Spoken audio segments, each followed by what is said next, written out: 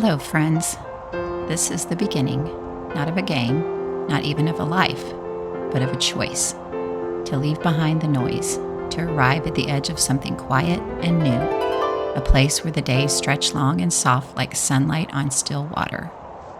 This is Emerson River, and this is the story of a girl who chose stillness.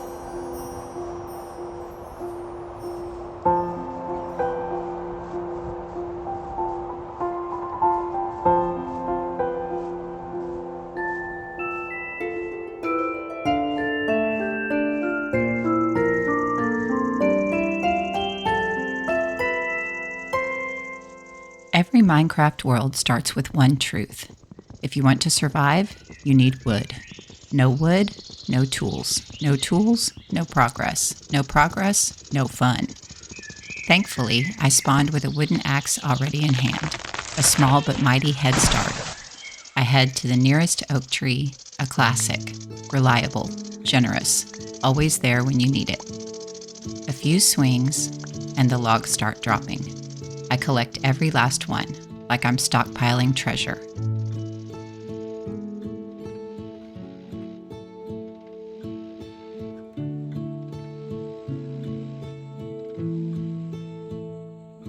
Then, as always, I replant the saplings. Not because the game makes me, but because it just feels right. These trees gave me a beginning. Feels fair to leave behind a few of my own. Next stop, up the hill, time to make my first crafting table and a pickaxe. We're entering Stone Age territory. I set up shop halfway up a sunny slope, pop the crafting bench down, and turn a few sticks and planks into a fresh pickaxe. Right above me, there's a perfect patch of exposed stone. No digging required, just ready and waiting. Now, let's talk about what this series really is. It's the story of a girl who's trying to survive. Not just mobs and hunger, but the chaos she left behind. This isn't Survivor Minecraft Edition. No one's getting voted off the island. We're already alone here. But we are eliminating something. Noise, distraction, that pressure to always go faster, do more, win everything. This world isn't for that. This world is for slowing down, noticing things, and maybe, finally, hearing your own thoughts again. We're going to craft a book and quill, and not just for quest tracking. We're going to write. Poetry, maybe, observations, little thoughts about the way the river curves or how the stars don't seem in such a rush. As we build a life here, block by block, we'll write down what we find. Not just out there, but in here. Because sometimes the quietest places are where you hear the most.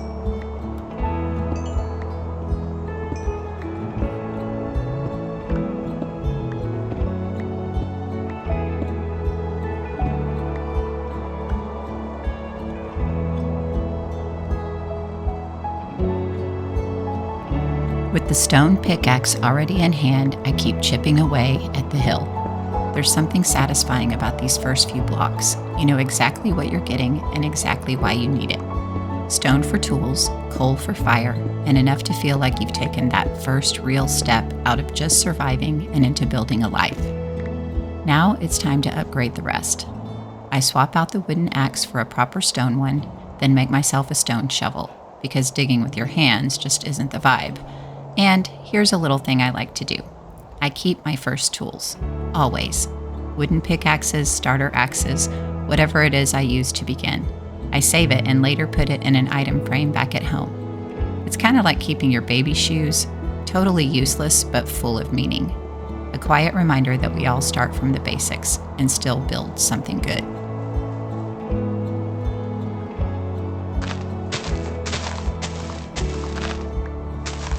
I start running down the hill toward the river, breaking grass along the way for wheat seeds. I don't have a farm yet, but I'll want one soon, and every seed counts. As I get close to the water's edge, I spot something even better. Wild corn growing near the bank. That's a lucky find. I gather up what I can. While I'm collecting, I notice a few chickens milling around nearby. They seem very interested in what I'm doing, or maybe just the seeds in my hand, so I toss a few over. I look around hoping one of them might have dropped an egg in exchange for the free meal, but no luck this time. I make a note to check back in later, maybe even build them a coop once I'm settled. But for now, I need to keep moving. Next up, wool. I'm going to need a sleeping bag before night sneaks up on me. No tent, no torch spam, no hiding underground, just a proper Scout-approved plan to stay safe and sleep under the stars.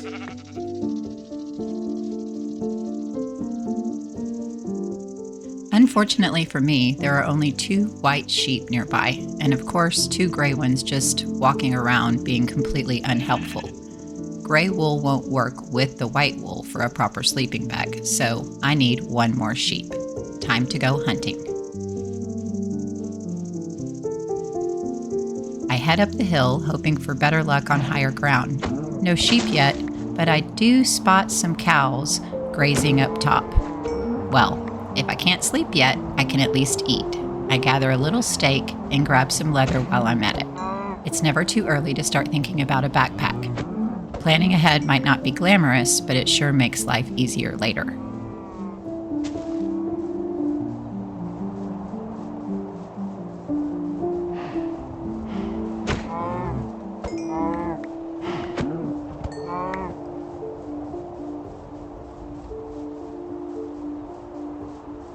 On the way back down the slope, I catch sight of a bit more coal tucked into the stone. Can't pass that up.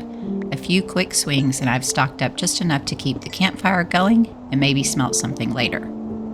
Still no sign of that 3rd white sheep though. I'll keep looking, but the sun isn't going to wait for me. As I head back down the hill toward the water, I catch sight of that wooden structure again, a temple of sorts, sitting quietly on the next rise, like it's just been waiting for someone to notice it. And I guess today, maybe that someone's me. Before I head over, I spot a nearby oak tree and decide to chop it down for a little more wood. Never hurts to keep the inventory stocked, but there's something really calming about breaking down a tree and knowing you'll use every part of it. Once the tree falls and I gather the drops, I turn and there it is. The cutest little creature you could imagine. A teacup pig. Absolutely tiny and absolutely determined to steal my heart. And just beside the piglets, a small patch of wild onion. That's a good find. I grab a few. Those are going straight into the garden. I love onions. They make almost everything taste better. And they're just kind of underrated, you know? Now, as I head toward that mysterious wooden structure, I'm going to keep moving in that direction in search of sheep. Evening is starting to creep in, and I still need that final piece of wool. So, I run along the water's edge, hoping this path brings me closer to a sheep, or at least to a plan B. As I explore the area on the hunt, I notice a few small ravines cutting through the land. Nothing too dramatic, just enough to make you watch your step. I peek down into one of them, and sure enough, dripstone, a whole cave of it. That's going to come in handy later in our journey. Night is approaching fast, and I am starving. This isn't a let's wander for a bit situation anymore. This is a please let this little temple have something useful kind of moment. Maybe there's a chest inside, maybe some wool or food, or honestly anything at all to help me set up a camp and sleep above ground tonight. Because I really don't want to dig a hole in the dirt on my first night of freedom. That's not how this story's going to start. This isn't survival in desperation. It's supposed to be survival with intention. So, fingers crossed this little structure has something to help us keep that promise. And would you look at that? Wool! Emeralds, gold, string, redstone, honestly a little bit of everything. This tiny wooden temple just became a lifesaver. Exactly what I needed, exactly when I needed it. It feels less like loot and more like a gift. Like someone or something knew I'd be here. hungry, tired, and just trying to do things right. Whoever left this behind, whether it was a player long ago or just the game itself being kind, I'm grateful. This might just be blocks and random loot, but tonight it feels like someone reached out and said, "You're going to be okay." We finally set up our first little camp. Crafting bench goes down first, then the furnace. I get a meal going inside, and while that's working, I'll go ahead and build a campfire too. Nothing beats cooking over an open flame. Feels right out here. I've got just enough food to cook a little extra. We'll save that for the morning. It's always nice to wake up to something warm. And, of course, we finally made that sleeping bag. It's simple, stitched together with the scraps and luck of today, but I'm so grateful for it. A warm little place to lay down our heads, look up at the stars, and breathe. Tomorrow we'll start planting. Seeds, saplings, maybe even some ideas. We'll begin gathering for our first little cottage, something cozy right here by the river. But for now, it's sweet dreams, the fire crackling low, and breakfast already waiting for us on the other side of sleep. What a day. We explored, gathered, discovered, and survived our very first night out here at Emerson River. There's something really special about starting from nothing and seeing just how much a single day can hold when you take it slow. Thanks for spending this first day with me at Emerson River.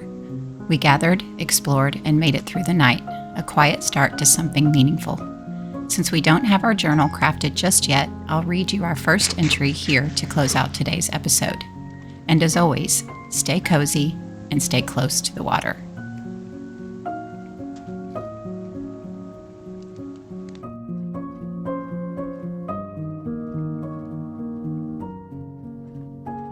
Today was the first step in a new world.